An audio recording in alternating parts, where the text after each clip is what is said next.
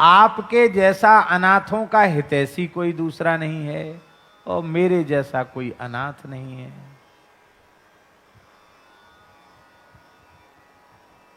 मैं अनाथ हूं, अनाश्रित हूं। लोक की दृष्टि में अनाथ किसको कहा जाता है? वैसे सच्ची बात तो यह है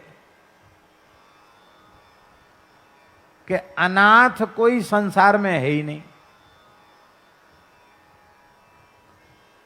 क्योंकि यदि हम अनाथ सिद्ध करेंगे ना महाराज जी सरकार, अनाथ यदि हम सिद्ध करेंगे तो भगवान की सत्ता का अपलाप हो जाएगा।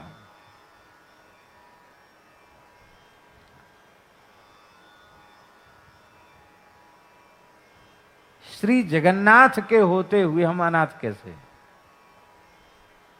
श्री जगन्नाथ के होते हुए हम अनाथ कैसे? श्री विश्वनाथ के होते हुए हम अनाथ कैसे?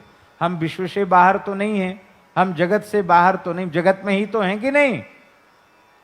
तो जब वे सारे जगत के नाथ हैं तो हमारे नाथ क्यों नहीं हैं? और जब हमारे नाथ हैं तो फिर हम अनाथ कैसे? भले लेकिन संसार की दृष्टि क्या है?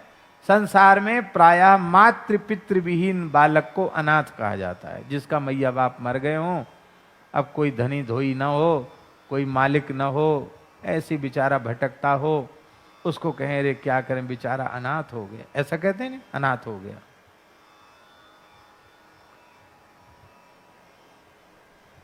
संसार की दृष्टि में कुंती अनाथ थी, लेकिन कुंती ने कभी अपने को अनाथ नहीं माना।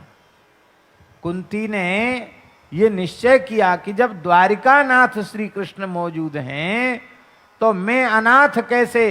अनाथ वे हैं जो अपने को सनाथ तो मानते हैं, बहुत ध्यान से सुने, संसार के संबंधों को देखकर जो अपने को सनाथ मान रहे हैं कि मेरे पिता हैं, मेरे बाबा हैं, मेरे नाना हैं, मेरे मामा हैं, मेरे काका हैं, चाचा हैं, ताऊ हैं, मित्र हैं, मेरे राज अमुक है तमुक है, ऐसा जो अनुभव कर रहे हैं और कहते हैं कि हम कोई अनाथ थोड़े ही हैं, हम तो सनाथ हैं। वस्तुतः जो अपने को सनाथ कहने वाले हैं, शरीर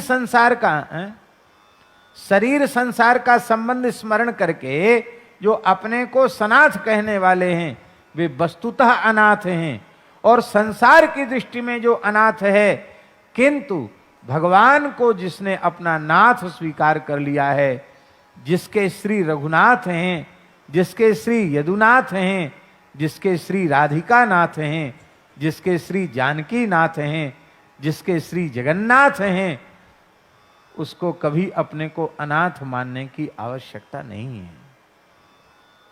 गोस्वामी जी कहते हैं कि मैंने आप गए जैसे नाथ के होते हुए भी संसार से संबंध जोड़ लिया, इसलिए मेरे जैसा अनाथ नहीं है। एक भाव। दूसरा भाव कि संसार की दृष्टि में तो मैं अनाथ हुई, जन्मते मेरी मैया मर गई और मेरे पिताजी भी मर गए और मैं इधर उधर भटकता रहा अनाथ की तरह। संसार की दृष्टि से तो मैं अनाथ हूं।